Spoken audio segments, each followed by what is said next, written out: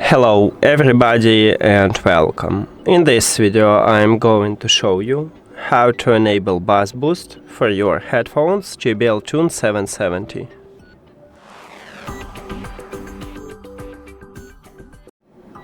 You have to start by open JBL Headphones application. Of course, your headphones should be connected with the app, and then the application open for you the headphones menu. But if you are in the main menu, just tap at your headphones. So right here we have the equalizer, and you have the options how to enable bass boost. So you can move this this arrow, or you can tap at the equalizer. Oh, and by default the equalizer disabled.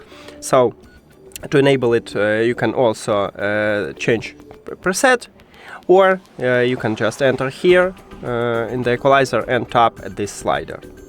So right here we have extreme bass, this one is bass boost, and you need to tap on it, and now we use this preset. If I go back, as you can see, we are now using it. That's it. Thank you for watching this video. If you found it helpful, please consider subscribing to the channel and leave the like on the video. See you later.